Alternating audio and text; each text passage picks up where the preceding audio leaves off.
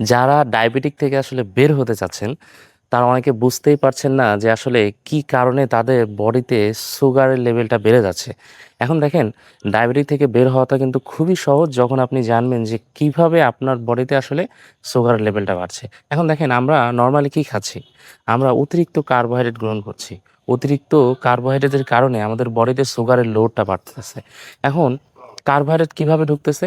আমরা অনেকে যেটা করতেছি, ভুল করতেছি, সেটা হচ্ছে আমরা ভাত খাচ্ছি না ঠিক আছে, বাট আমরা আহ, গমের আটার তৈরি করা রুটি খাচ্ছি বা অন্য আদার জিনিস খাচ্ছি। আপনি কি জানেন যে আসলে ভাতে যে পরিমাণ কার্বোহাইড্রেট আছে, এখনকার যে গম, সেই সবগুলা গম কিন্তু জিএমও, জেনেটিক্যালি মডিফাইড, এবং এগুলাতে কিন্তু ঠিক কাছাকাছি একটা লেভেলের কিন্তু কার্বোহাইড্রেট থাকতেছে। আর কার্বোহাইড্রেট কি করতেছে? আমাদের বডিতে খুব দ্রুত সুগার বাড়াচ্ছে। এখন কার্বোহাইড্রেট শুধুমাত্র কিন্তু ভাত বা চাল বা গমের তৈরি খাবারেই নাই, এর পাশাপাশি দুধে আছে, এর পাশাপাশি মিষ্টি যত ফল আছে সেগুলোতে আছে, দুধে আছে। তাহলে আপনি কি করবেন, কিভাবে বের হবেন? তো এটা আসলেই খুবই সহজ। আপনি স্টার্টিং পয়েন্টে যখন আপনি শুরু করবেন আপনার ডায়েটটা, তখন আপনি আহ, সমস্ত ধরনের চাল থেকে তৈরি করা খাবার, গম থেকে তৈরি করা খাবার, পাশাপাশি ধরেন যে যত মিষ্টি যত ফল আছে, সেই ফলগুলো আপনি বাদ দেবেন, দুধ বাদ দেবেন। আপনি খাবেনটা কি তাহলে? ভাই, আমি তো দুনিয়ার সব বাদ দিয়ে দিলাম। আচ্ছা, আপনি খাবেন যত শাকসবজি আছে শুধুমাত্র আলু, মিষ্টি কুমড়া, মিষ্টি আলু, এগুলা ছাড়া, মানে মিষ্টি লাগে এরকম, হ্যাঁ।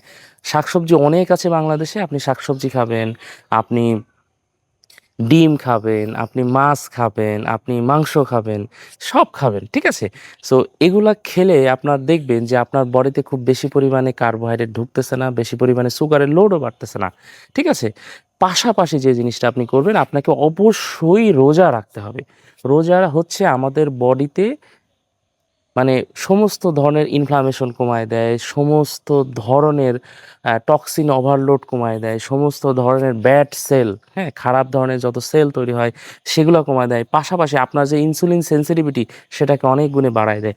পাশাপাশি আরেকটা জিনিস, আপনাকে অনেক বেশি এক্সারসাইজ করতে হবে না, কিন্তু মিনিমাম লেভেলের একটা এক্সারসাইজ করতেই হবে। আপনি এক্সারসাইজ করবেন, হাঁটাহাঁটি করবেন, একটু দৌড়াবেন, একটু ফ্রি হ্যান্ড, অনেক ধরনের এক্সারসাইজ আছে। ইউটিউবে এগুলোর অনেক ভিডিও পাওয়া যায়, ইভেন আমার চ্যানেলেও আছে। আপনি আপনার সুবিধাজনক আপনি এক্সারসাইজটা করবেন। আপনি একটু রোদে যাবেন, হ্যাঁ। আপনি একটু সাঁতার দেবেন যদি আপনি সাঁতার জানেন। সো এই যে অ্যাক্টিভিটিগুলো আপনি করবেন, আপনার ভিটামিন ডি লেভেল ঠিক হবে, আপনি রোজা রাখবেন, আপনার টোটাল বডি ডিটক্সিফাই হবে, আপনার বডির ইনসুলিন সেন্সিটিভিটি বাড়বে, পাশাপাশি কার্বোহাইড্রেট যখন কমে যাবে আপনার বডি ধীরে ধীরে নিজেকে রিপেয়ার করে ফেলবে এবং আপনি ডায়াবেটিক থেকে ফ্রি হয়ে যাবেন।